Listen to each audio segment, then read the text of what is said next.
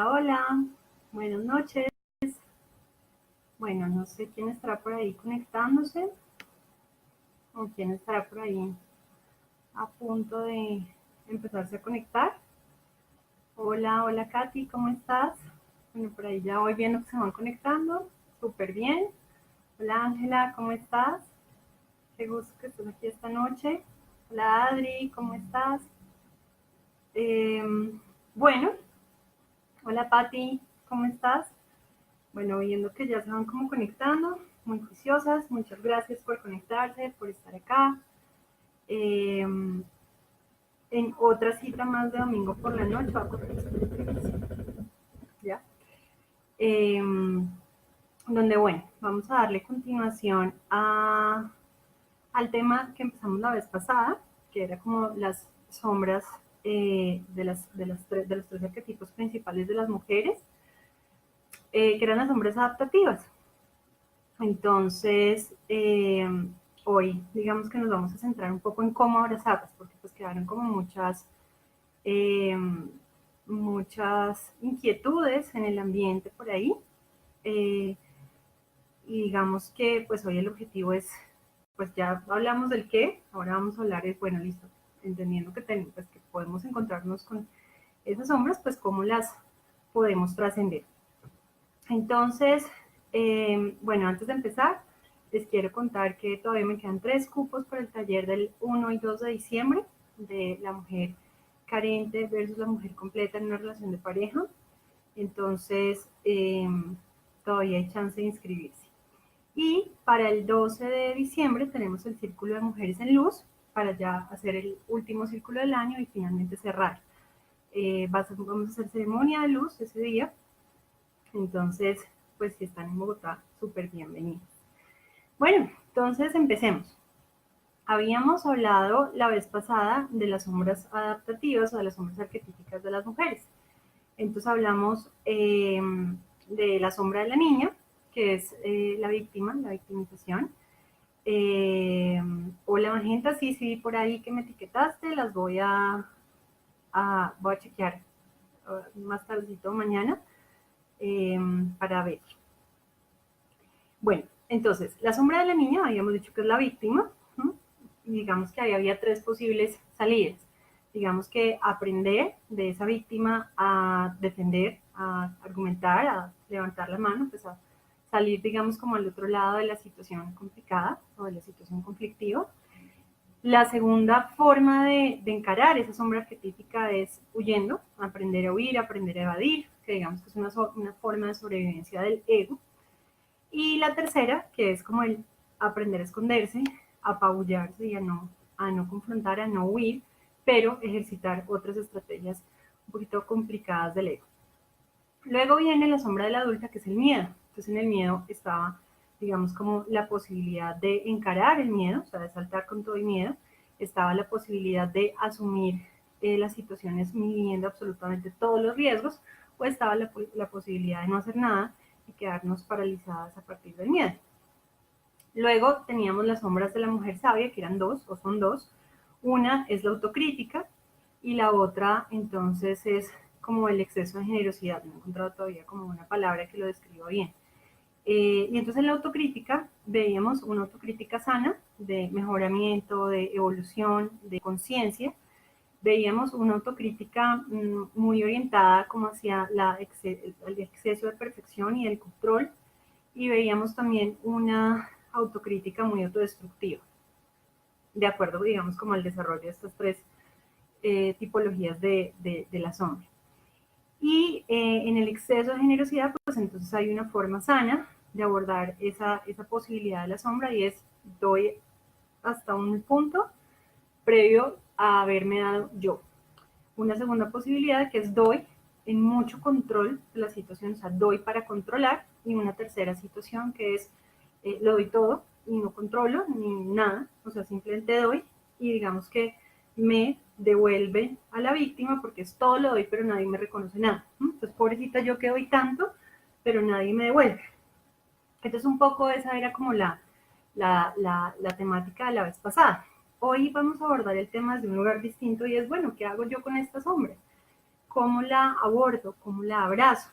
Nos hablan mucho de abrazar la sombra, y el abrazar la sombra, digamos que es todo un tema que en medio de lo sencillo que puede ser, se complejiza mucho porque recordemos que estamos como escindidas entre el ego y el yo. Pues el ego es como todas esas máscaras que nos ponemos para poder sobrevivir, y el yo es como la esencia verdadera. Entonces el yo pone las cosas de una manera muy sencilla, pero el ego lo complica terriblemente porque el ego siente miedo de salirse de las cosas que conoce. Entonces hoy vamos a hablar desde la perspectiva del yo, porque justamente todas las sombras se quedan entrampadas es en el ego, ¿no? En las máscaras, en la sobrevivencia, entendiendo que el ego no ve otras opciones sino las que conoce, las que aprendió, buenas, malas, regulares. Eso no es, digamos, pertinente juzgarlo aquí, pero el ego se entrampa o se vincula más bien pues con lo que conoce. Entonces, si lo vemos desde el yo, abrazar la sombra tiene pues como unas etapas que nos permitan como llegar a saber que realmente eso también hace parte de nosotras, y que pues de alguna manera, en tanto emano luz, pues voy a tener la sombra. Son dos caras de la misma moneda, así de simple. Entonces cuando empezamos a abordar el tema de abrazarla, pasamos como por unas fases que demandan mucha autoconciencia y sobre todo mucho autoconocimiento. Entonces, hola Vivi, por ahí te vi conectada, hola Miss Daisy. Entonces, bueno, hablando entonces de ese yo, o de ese yo sagrado, del que les hablo tanto tiempo, o todo el tiempo como que está acá, metido en el centro como del corazón, para mí está ahí, no sé. Hablamos primero de hacer reconocimiento. Cuando nosotros empezamos no sé, leemos, escuchamos, alguien nos hace ver que estamos atrapadas en una de estas sombras o de estos lugares de sombra, empezamos lo primero que naturalmente hacemos, si estamos en un nivel de conciencia muy bajito, es rechazar. Entonces, y es no aceptar, y es decir, no, yo no soy así, yo no tengo eso. Entonces eso está como en nuestra zona ciega, y como que en el momento en el que empezamos a ejercitar, digamos, la conciencia, nos vamos dando cuenta de que tal vez sí hay algo de eso en nosotras. La charla pasada muchas me decían, ay, yo tengo esa, claro, me quedé atrapada en la víctima que se apabulla, luego entonces en la del miedo no actúo, y luego entonces en la autocrítica me doy todo el palo del mundo cuando medianamente hago algo. Ese primer paso de reconocimiento está perfecto, y eso es lo primero que hay que hacer, reconocer.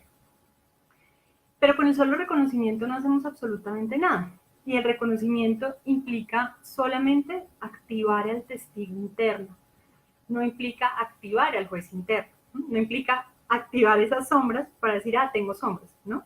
Sino simplemente activar al testigo interno y decir, bueno, soy así, tengo esto, la gente me lo dice todo el tiempo, y hoy yo ya tengo la posibilidad de reconocerlo y de ver que esto me está pasando.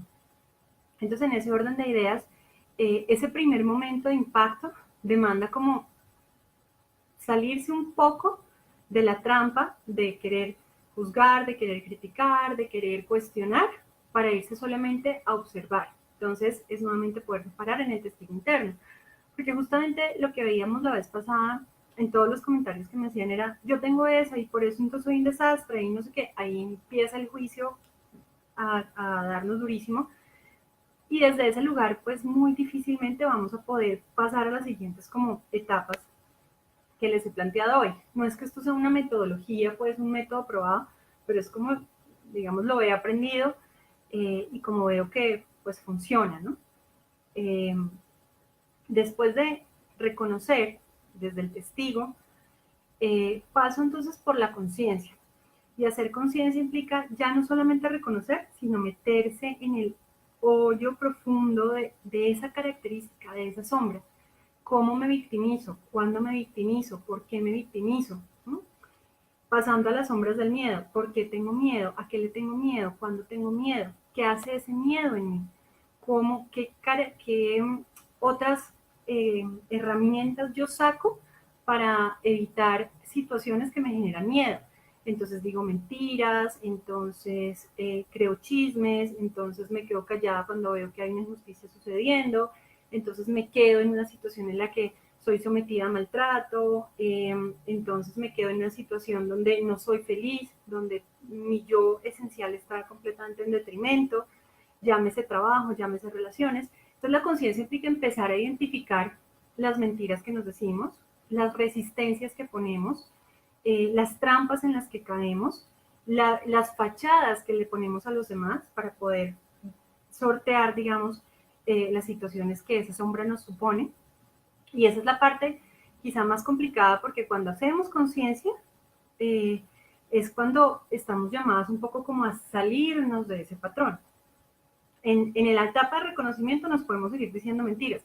Sí, yo sé que yo soy codependiente, sí, yo sé que ese trabajo es una porquería, pero pues es que no puedo aplicar a otro mejor, sí, yo sé que ese hombre es terrible conmigo, pero pues es que no lo puedo dejar, o creamos toda una serie de trampas, de mentiras, para, digamos, que las demás personas no nos cuestionen porque estamos en una situación que no nos conviene.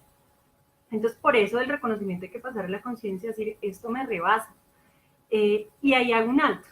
Y me devuelvo como 6 meses atrás cuando hablábamos de conocerme y habitarme, porque si yo no me conozco, difícilmente voy a poder conectar con que esas sensaciones, esas emociones, esas formas de actuar van digamos que de alguna manera, van en detrimento de mi bienestar, de mi felicidad y de mi tranquilidad y de la de los demás.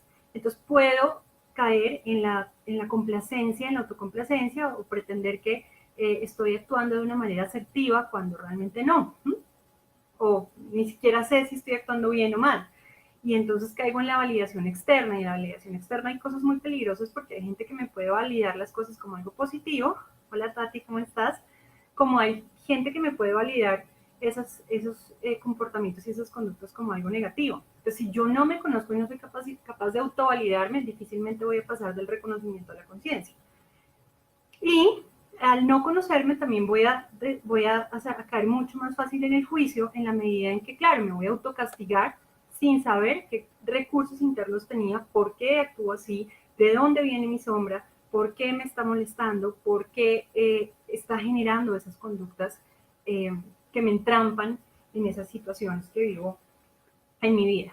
Entonces, en la conciencia, pues hay automáticamente un acto de responsabilidad personal muy fuerte, en la medida en que ya pasar a la conciencia implica hacerme cargo de esto que está pasando. Pero digamos que hay algo como intermedio entre hacer conciencia y hacerme cargo que se llama aceptar.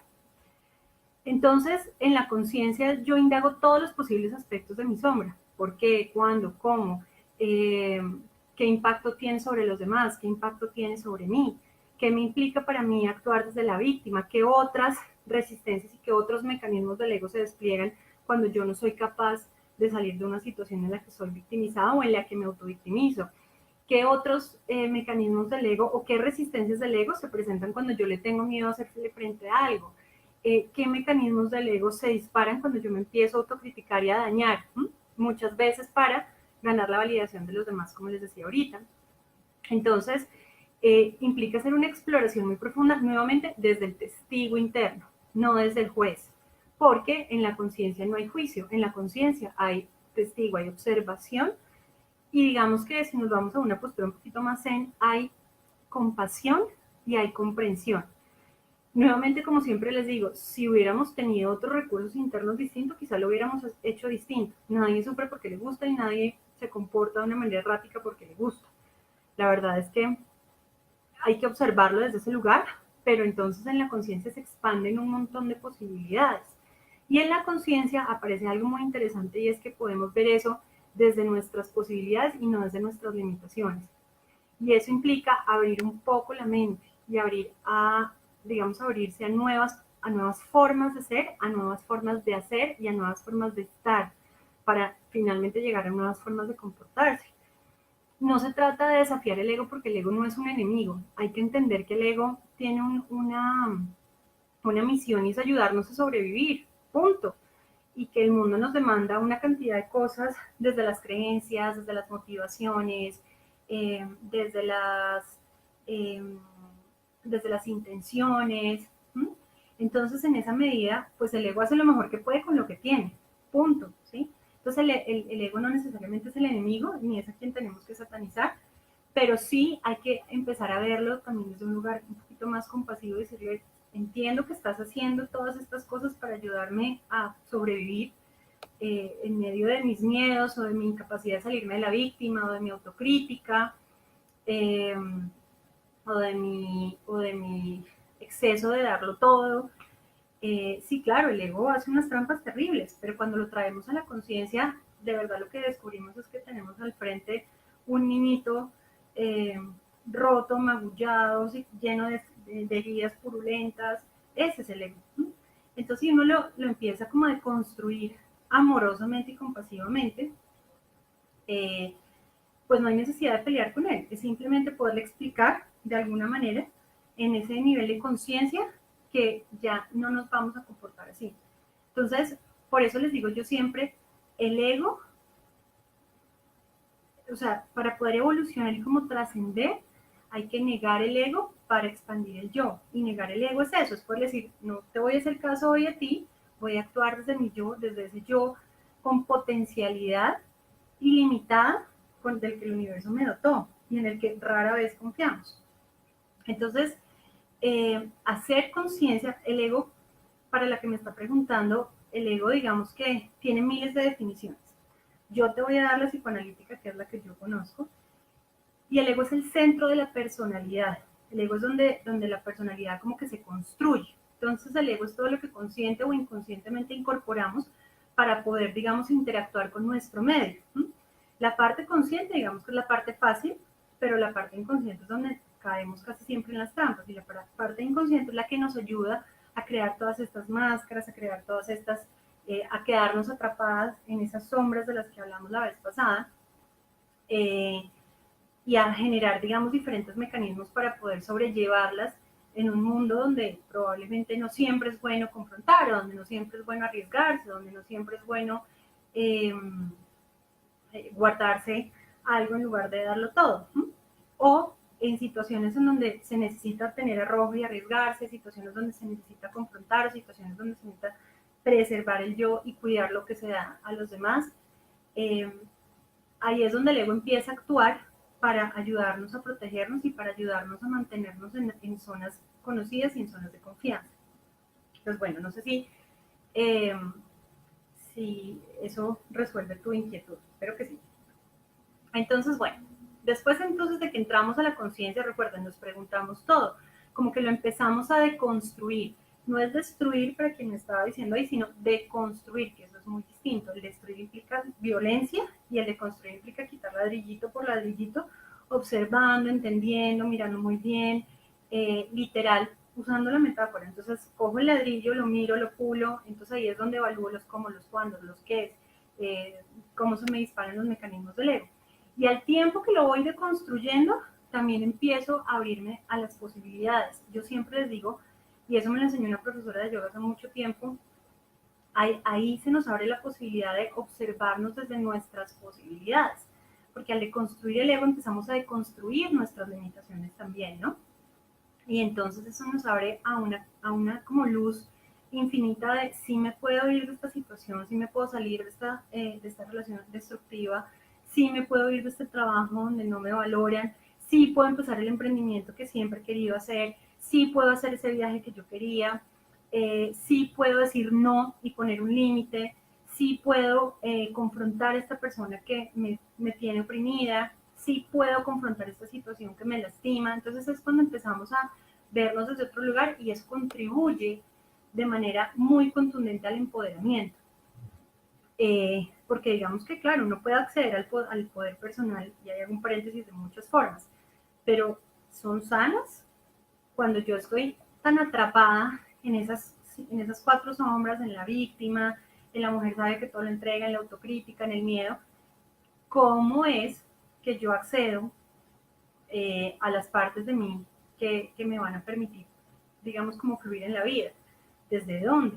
Entonces, ahí es donde recobra mucho valor, donde cobra mucho valor el poder hacer conciencia para poder verme desde mis posibilidades y tener unas posibilidades sanas o tener unas opciones sanas en la vida frente a lo que yo quiero hacer o a lo que yo quiero lograr o a las situaciones de las que me quiero retirar y salir. Entonces, en esa medida, el segundo paso es hacer conciencia. ¿Cómo se hace conciencia? Así, tal cual como les dije, esto no es solamente para personas que son gurús de la meditación o que son súper entrenadas en mindfulness o que tienen alguna práctica pues súper elevada del budismo zen. Es para cualquier persona que está en pijama con sus pantuflas pensando en qué está haciendo con su vida. Punto. Ahí empiezo a hacer conciencia. En el momento en el que yo me detengo a sentir y a pensar sobre de dónde vienen todas estas cosas, cómo las estoy confrontando o cómo las estoy viviendo, eso qué impacto está teniendo para otros, qué impacto está teniendo para mí y finalmente, ¿qué puedo hacer con eso? Porque entonces ahí viene el tercer paso, que es como el intermedio que les decía ahorita, que es acepto. Cuando yo empiezo a pelear contra eso que tengo, estoy peleando contra mí misma, eso no tiene sentido. Recuerden que el concepto de sombra es, esta cara es luz y esta cara es sombra. Para que haya sombra se necesita luz. Entonces, mis mejores características son precursoras, paradójicamente, de mis peores características. Por consiguiente, si peleo con lo feo, pues también estoy peleando con lo bonito inevitablemente. En esa medida, el poder observar desde el reconocimiento, el después poder hacer conciencia y empezar a decantar y a como que a mirar la filigrana de cada cosa, me puede dar la posibilidad de decir, ok, esto es lo que hay y desde ahí lo acepto. ¿Por qué la aceptación es un paso obligado? Porque no podemos transformar al enemigo y eso tampoco es mío, eso es de un profesor mío transpersonal. No se puede transformar lo que se odia, es imposible. Se transforma solamente aquello que se puede aceptar.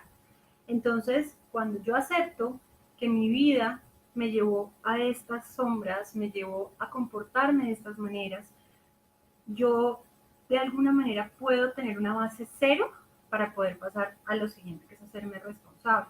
Si yo no acepto y peleo contra eso, me va a quedar más difícil salirme de ahí. La aceptación es fundamental para poder empezar a construir y a entender, aquí hay unas ruinas, digámoslo así, y desde esas ruinas yo tengo que empezar a construir algo nuevo. La aceptación también me permite decir, ok, mal que viene ese ego tramposo, que dijo mentiras, que fue evasivo, que salió huyendo, que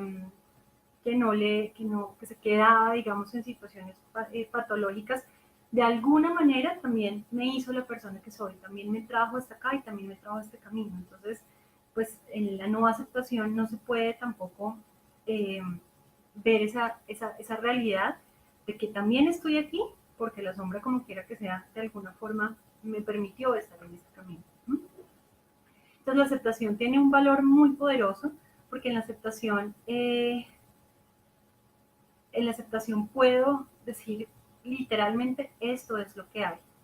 Ahora, ¿qué hago con esto? Sin pelear, sin juzgar. Me gusta mucho la pregunta que me hace Angélica y le voy a dar respuesta y es cómo diferenciar aceptación de resignación. Eso es súper importante. La resignación implica acepto, pero me sigo dejando llevar. O sea, no me hago responsable.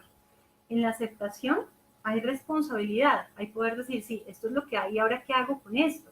La resignación es como, yo soy así de malas al resto del mundo, ¿qué le vamos a hacer? Pues ya. Y esa no es la postura, o sea, la postura de decir, si hubiera tenido otro recurso lo hubiera hecho mejor, no es, de malas el mundo, porque pues yo, como yo no tuve mamá, es que a mí me mataron a mi mamá cuando estaba chiquita, pues eso me hizo ser así, no. Eso es resignación y eso hasta cierto punto es un poco como de dejadez. La aceptación es, tengo una historia difícil que seguramente es precursora de todas esas sombras que veo en mí, pero hoy tengo la posibilidad de usarlas y de transformarlas. ¿No? Porque recuerden que el concepto también de cambiar implica otra cosa muy distinta. La transformación es yo sigo siendo yo, pero quizá, y como tanto se usa ahora esa palabra, en una mejor versión. El cambiar tiene otras características distintas, porque el cambiar es yo dejo de ser Natalia para ser Claudia. Y eso pues realmente no no contribuye a que yo expanda como esa esencia personal. Entonces en la aceptación hay mucho valor en la medida en que puedo ver las cosas como son y ya no, entonces no las juzgo y ya entonces no las, no las cuestiono, sino simplemente acepto y ya, porque la etapa del cuestionamiento ya lo vimos en la conciencia, ahora es acepto lo que hay y desde esa aceptación entonces puedo pasar a hacerme responsable. Me pregunta Filos Lobos, dentro del concepto de aceptación, ¿evadir es malo? No te entiendo bien la pregunta, pero digamos que acá no hay malos y buenos, hay lo que hay. ¿Mm?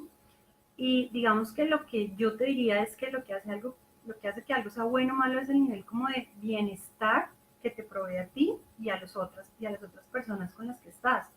El nivel de empoderamiento que te genera a ti y a las personas con las que estás. El nivel, digamos, como de posibilidades que te brinda a ti y a las personas con las que estás. Entonces, si evadir se convierte en un mecanismo que a veces es necesario, y lo hablábamos la vez pasada, donde de supervivencia, porque realmente ya no te quedó más y fue lo único, listo, evadir se vale.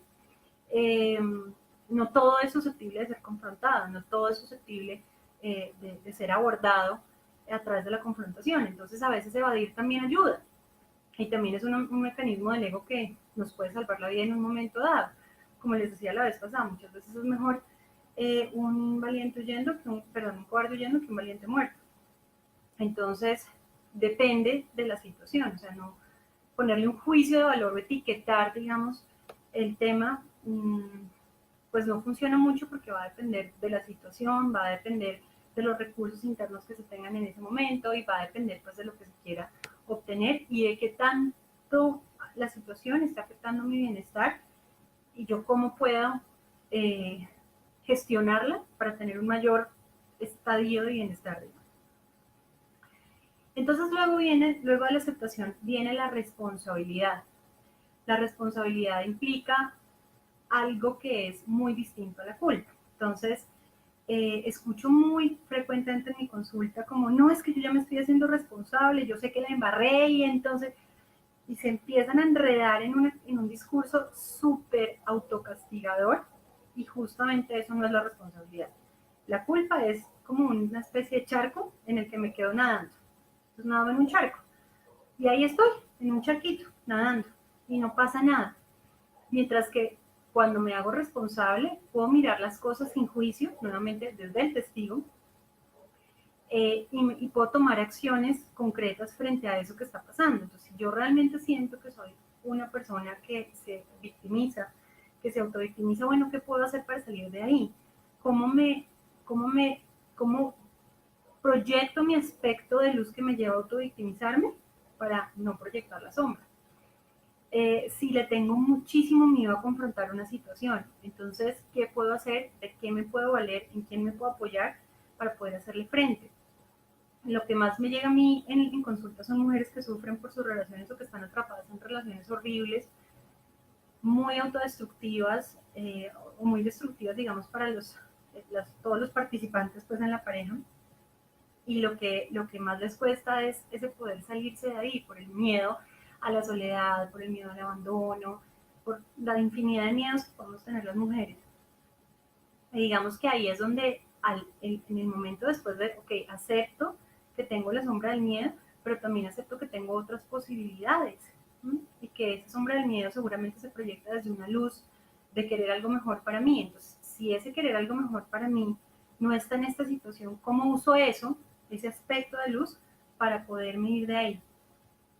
Y en esa medida, entonces, me paso a la acción y tomo una decisión que me ayude a apalancarme, que me ayude a, sí, que me sirva de palanca para salir de ahí. Eso es la responsabilidad. Entonces, devolviéndome a la pregunta de Filos Lobos, en la resignación, pues realmente te quedas hasta cierto punto culpando la situación, culpando a los demás, diciendo que pues lamentablemente tu vida tuvo los giros que tuvo, porque pues, pero que tú no eres culpable de eso, que tú no pediste venir al mundo, y te quedas en ese discurso. Cuando te haces responsable, pues ya la cosa es distinta porque tomas acciones concretas y pues sí, te tocó la vida que te tocó, la aceptas, la asumes y ya desde ese momento entonces empiezas a gestionar tus propias situaciones, buscando las mejores alternativas desde el poder personal. Entonces, en ese serme responsable, y después de haber validado como que estoy en la conciencia, me he salido del piloto automático, ya tengo yo que tomar decisiones importantes en la vida.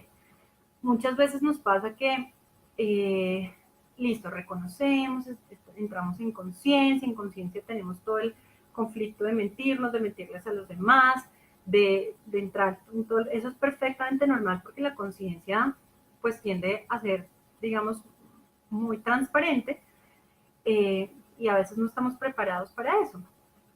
Y nos entrampamos ahí un tiempo, pero bueno, finalmente logramos salir y llegamos al momento de aceptación. Y nos quedamos ahí y no hacemos nada, no nos responsabilizamos, no nos movilizamos. Entonces eso implica devolvernos a la etapa del reconocimiento donde yo digo, ah, sí, qué embarrada, pues efectivamente sí soy una persona temerosa, pero me voy a quedar acá en esta relación abusiva donde yo básicamente soy lastimada y maltratada todo el tiempo, pues ¿qué puedo hacer? Es que no tengo cómo, no sé, tengo mucho miedo y el miedo pues es peor. Entonces, en esas acciones, en ese hacerme responsable, es donde, y vuelvo a tomar herramientas de otras charlas que ya les he dado, donde yo asumo que yo tengo que hacer unas renuncias y tengo que asumir que me van a llegar unas ganancias. Esa parte es un poquito difícil porque casi siempre y típicamente las renuncias son tangibles, pero las ganancias son intangibles porque no las conocemos. O sea, las renuncias, en el caso puntual de la pareja, renunciar a la pareja abusiva implica renunciar a la compañía, implica renunciar a los poquísimos momentos de felicidad que tengo, implica renunciar al hecho de que voy a estar en pareja, implica renunciar a un montón de cosas que, por decirlo de alguna manera, son tangibles. Y lo que puedo ganar todavía para mí es intangible porque no lo conozco. Creo que voy a ganar felicidad, creo que voy a ganar tranquilidad, creo que voy a ganar empoderamiento, pero esas ganancias se van a ir consolidando con el tiempo mientras yo esté firme en lo que quiero. Entonces, si no tengo como esa fe o esa creencia en que esas ganancias van a ser positivas y nutritivas para mí y empoderantes, pues con dificultad voy a poder renunciar porque tengo las certezas de lo que voy a perder, pero no tengo las certezas de lo que voy a ganar. ¿Sí? Pero es el riesgo que hay que correr a sabiendas y como con la plena confianza, y por eso yo les decía en alguna otra charla que esto es espíritu biopsicosocial, o sea, el enfoque es desde todas esas perspectivas para yo poder también tener un anclaje que me, en algo superior que me ayude pues como a estar parada en una sensación de seguridad de que eso que estoy haciendo es para bien, entre otras cosas porque cuando estamos desconectadas con nosotras mismas y cuando no nos conocemos difícilmente sabemos cómo se siente estar bien y cómo se siente estar mal. Entonces confundimos esa sensación agria y amarga de estar bien en una relación mediocre, lastimadora, abusiva, con el estar bien, pero las sensaciones de no completitud, las sensaciones de algo me falta, las sensaciones de estoy feliz a veces, las sensaciones de el fin de semana donde el sujeto no aparece y no me llaman todo el fin de semana, porque quién sabe qué está haciendo y no está disponible para mí. Es una sensación amarga, pero cuando llega el lunes y aparece ese primer mensaje en el WhatsApp, como que todo se revive. Entonces, esta mezcla permanente de lo amargo con lo dulce, condicionado, y como no los conocemos, pues creemos que eso es como normal y que perdonarlo una vez y permitirle una vez, pues puede ser, ¿no?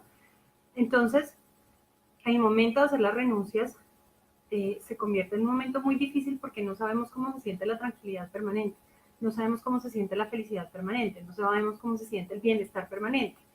Y si estamos en ese estadio, también digamos que socialmente es medio problemático porque como está súper bien que nos la pidemos, pero no está bien que validemos que estamos bien, que estamos tranquilas, que somos inteligentes, que somos bonitas.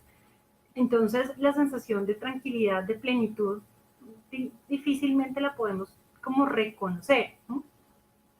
Por consiguiente, esa etapa es un poquito difícil y en esa etapa se requiere mucha autoconfianza y se requiere mucha seguridad de que eso que es y de que eso que acepté no tiene por qué perpetuarse, no tiene por qué ser eterno, no tiene por qué no tener un final, no tiene por qué tener una mejor historia. Ahora, cuando yo hago todo esto, en función de abrazar esa sombra, porque ese es como todo el camino para llegar a eso, no significa que la sombra va a aparecer. Puede aparecer muchas veces, pero tenemos un mayor nivel de conciencia sobre ella, y desde esa compasión, desde ese amor y desde ese trabajo interior, podemos verla desde un lugar distinto y ya no lapidarnos más por ella, sino empezar a tomar acciones a partir de reconocerla, de hacer conciencia, de aceptarla, de hacernos responsables, y en esa medida tomar acciones para hacer renuncias y asumir ganancias. Entonces, al final del día, pues el balance sí es positivo. Lo que pasa es que el balance positivo está en todo el proceso en sí mismo. ¿Sí? Como que dijéramos que no hay un resultado propiamente al que llegar, sino más bien es hacer el proceso permanente de en qué situaciones estoy yo, en qué sombras. La vez pasada también me preguntaban mucho, ¿será que yo puedo tener varias sombras en mí? Sí, claro, pues obviamente todos las tenemos. A veces la sombra de la víctima solamente se proyecta en las relaciones y de repente no en los trabajos, pero a veces la sombra del miedo aparece en los trabajos, pero no en las relaciones. Entonces, como que van apareciendo sombritas en situaciones determinadas, y es ahí en donde están, digamos, como ese llamado a poder hacer ese camino de abrazar, ese camino de aceptar, ese camino de hacer conciencia, ese camino de reconocer, eh, para pues finalmente hacernos responsables y tomar acciones, asumiendo las renuncias y las ganancias que vengan con el asunto. Es muy importante decir que esto ocurre, digamos, como en las mujeres y en los hombres, pero pues como yo soy especialista en mujeres, hablo, digamos, como de las tres sombras, de las cuatro sombras, de los tres estadios, o de los tres arquetipos de la mujer. Y es muy importante también entender que, porque me decían la pregunta, ven, pero entonces eh, yo debería como quedarme parada en la adulta, en mi guerrera con propósito equilibrada, en mi armonizadora equilibrada, en mi alquímica equilibrada, para no tener esas sombras. No, porque resulta que recordemos que las tres mujeres, niña, adulta y sabia, son instintivas, están ahí siempre. Entonces, por lo tanto, sus sombras adaptativas también. Y en esa medida las necesitamos, es que por eso son adaptativas, porque son sombras que nos permiten desarrollar unas capacidades y nos permiten hacerle frente a unas situaciones. El asunto es cuando en su debido momento esa sombra adaptativa nos supone un desafío que no trascendemos y nos quedamos atoradas en un mecanismo de defensa del ego, o en una resistencia del ego. Entonces, en esa misma medida, como que la invitación es a poder decir, bueno, puedo jugar con todos estos matices, pero siempre estando en conciencia, siempre identificando desde dónde estoy parada. Siempre tratando de hacerme responsable por lo que me corresponde, siempre tratando ver cómo puedo hacerlo mejor cada vez. ¿No? Porque como les digo, es un juego permanente de la vida funciona así, no tengo ni idea por qué, pero es así. Y entonces, en esa medida, el poder jugar ese juego, desde gestionarme, desde hacerme consciente y desde cada vez intentar hacer lo mejor que puedo desde los recursos internos que voy desarrollando y de los que tengo, pues hace que sea mucho más sencillo y más llevadero el tema. Entonces, bueno, pues básicamente eso era lo que les quería como compartir hoy. Eh, Esto, digamos, de cómo ejercitar la conciencia y cómo ejercitar la aceptación y cómo ejercitar esa responsabilidad, es haciendo, ¿no? Es viviendo el momento presente. La conciencia no se ejercita con la cabeza mitad en el pasado y con la otra mitad en el futuro. Es con el hoy, cómo estoy hoy. ¿No? Se ejercita a partir de tener una relación conmigo misma en la que yo me conozco, me salgo del piloto automático, empiezo a identificar mis patrones de conducta, mis patrones de creencias, mi sistema de miedos, porque de lo contrario, pues puedo identificar una conducta, sí, pero eso no significa que hice conciencia, eso significa que reconocí algo, pero hasta ahí, nada más. Gracias a ti, Lili, por estar aquí tan linda. Hasta ahí nada más. Ya digamos que el ejercitar la conciencia es estar presente todo el tiempo, pero estar en mí. Y también desde ese lugar, saber cómo siento yo, ¿sí? Saber que esa sensacioncita amarga, como entre su dulce y salado, que les ponía ahorita en el ejemplo de una relación mediocre y destructiva, eso no está bien, eso no me gusta. Bueno, habrá quien le guste, pero no me gusta, no me hace sentir bien, me obliga a decirle mentiras a la gente que me quiere, me obliga a confrontarme y a chocar con la gente que me quiere. Entonces, y saben que no me ven bien, no me ven tranquila, pero como yo no me identifico ahí, pues difícilmente hago conciencia. Sé que hay algo que no funciona bien y sé que en una pelea hice una cosa que no estaba bien y que en otra, entonces yo no fui capaz de responder, pero no me salgo de ahí, de lo específico. Y aquí se necesita una visión mucho más general y más profunda. Para eso me debo conocer. Ese es un primer elemento. Y el otro, pues definitivamente vivir siempre en el presente, estar en el aquí y el ahora todo el tiempo. Que qué va a pasar en 3 meses cuando yo me salga de ese trabajo, o que entonces me voy a quedar solterona porque terminé con el novio que tenía, ya tengo 38 años, y entonces qué va a pasar con mi vida, eso no lo sabes. Y no lo vas a saber hasta que la vida lo resuelva, ¿no? Pero si estás en el presente, defiendes lo que eres hoy, porque tú no tienes ni idea qué vas a hacer mañana, ni qué vas a hacer en un año, ni qué vas a hacer en 2 años. Entonces, son como esos dos elementos de arranque para poder hacer todo este proceso. Y como resumen ya de último minuto, entonces recordemos, reconocemos, hacemos conciencia, aceptamos, nos hacemos responsables, asumimos las renuncias y abrazamos las ganancias que eso tenga. Así que bueno, un gusto haber estado con ustedes hoy. Eh, Estoy muy atrasada con mis newsletters, estoy muy atrasada con un montón de cosas, pues claro, es que he tenido mucho trabajo, pues les prometo que me voy a ir poniendo al día, si Dios quiere, en diciembre, que ya como que el trabajo baja un poquito más. Nuevamente, entonces, me quedan 3 cupos para el taller del 1 y el 2 de diciembre, entonces súper invitadas, y al taller al Círculo de Mujeres en Luz, que es el 12 de diciembre, también aquí en Bogotá, súper invitadas. Les mando un abrazo muy grande, gracias a las que se conectan cada 15 días, tan lindas, de verdad, gracias por estar acá, pasando un domingo en la noche conmigo, de verdad, qué lindas. Honro profundamente que estén acá, ustedes no saben el amor con que preparo esto y con el que lo hago, así que verlas conectadas me entusiasma un montón y lo hago de verdad desde el fondo de mi corazón. Un abrazo muy grande, gracias a todas por estar acá y bueno, nos vemos en 15. Chao, chao.